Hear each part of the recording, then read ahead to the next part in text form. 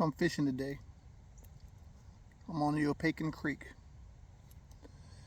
Runs from Virginia, as far as I know, is where it starts. Virginia, runs through West Virginia, runs into Potomac River. Been fishing it for a while. Do pretty well on a lot of days. Do pretty well. Today, not so much. Caught smallmouth, largemouth. Caught channel cats. Caught red eye rock bass. I've caught sunfish. Caught bluegill. Caught fall fish.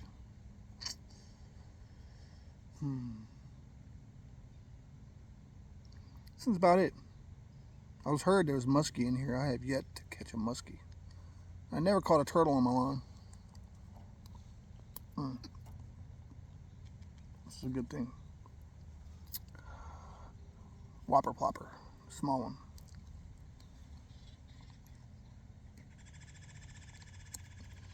I used to be able to cut line with my teeth real easy. Now it's not so much.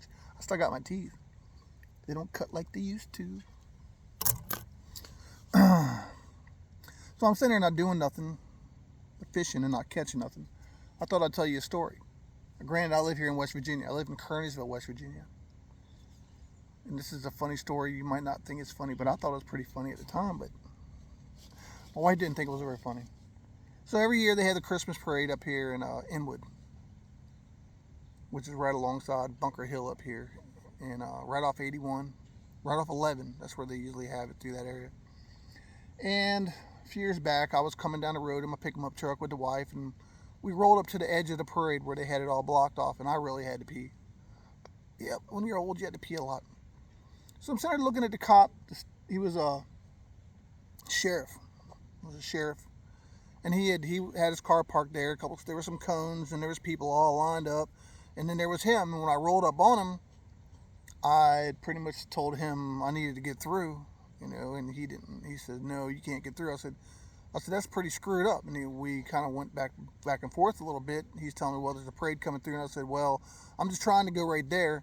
You can at least let me go by. And he's like, no, there's a parade coming through and everything else. And I'm like, I said a cuss word or two, and I said, it's pretty messed up, if you know what I mean. And he didn't like it. Like I said, it wasn't a really good interaction. And so I turned around there in front of the food line, and when I did, I squealed tires in my truck, and it got his attention. And at the same time, there was some people sitting around that could hear us going back and forth, and they were like, "Go get him! Go get him!" And I took off. Anyway. I went up the street, and I was going to make a left to go into the back roads, go across the back roads to get home. Well, when I squealed tires and took off like that, I guess he felt obligated to come after me, which, next thing I know, there's a couple guys. Yeah, I looked in my rearview mirror, and there was a couple pedestrians went on there, grabbed the cones, and they moved him. He jumped in his police car, and he came after me. So here he comes behind me. So I jetted off on this back road, and I'm hauling butt down this back road. And I got down there a pretty good ways, and when I looked up, I could see him coming with his lights on. I'm like, well, there's no way am I going to try to outrun a cop, especially through this neighborhood. So, like I said, the wife's pretty much got her head down. She's like, I can't believe he's doing this. But yeah, I was doing it. So I'm hauling butt down the back road, and here he comes and everything. I'm sorry, well, screw it. I'm not outrunning this cop. Came up on a stop sign. I stopped, and I went through the stop sign. I pulled over, and he come behind me. He pulled up. He gets out real quick. And first thing I was like, why'd you pull me over? I didn't do nothing wrong. You don't have no reason to pull me over. And he just looks at me and says, really? I'm like, about the time I felt about that big. Yeah, I felt about that big. And the first thing I did was tell him, you know what? You're right. I said, you can write me all the tickets you want, and I deserve it. Yeah, I really do. I said, I was out of line, and I said, that's screwed up. As much as y'all go through, and here I am not making it any better, just being a prick. That's all I was doing. But like I said, when I moved up here from North Carolina, I was a different person.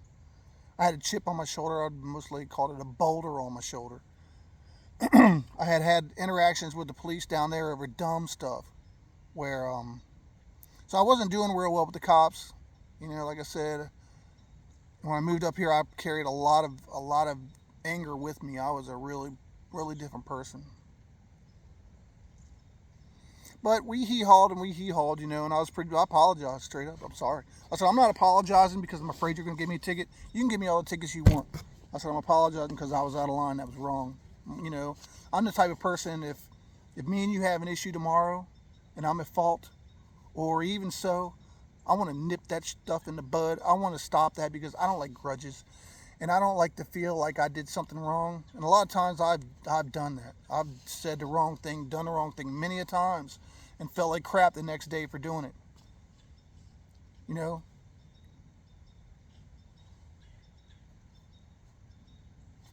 Something's on the hill behind me. There's many times I've done a lot of things that were wrong, and I felt like crap behind it the other day. You know, the next day. So I try to fix that stuff now.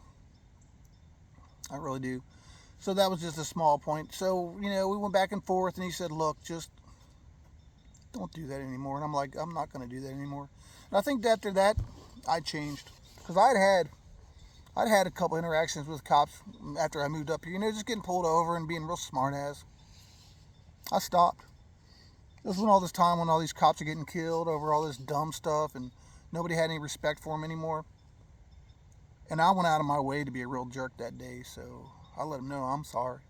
And he let me go. He let me go. And I drove off, and I looked at the wife, and she still had her head down. She said, I can't believe you did that. I'm glad you apologized, but I can't believe you did that. I said, yeah. I said, I really got to stop that stuff.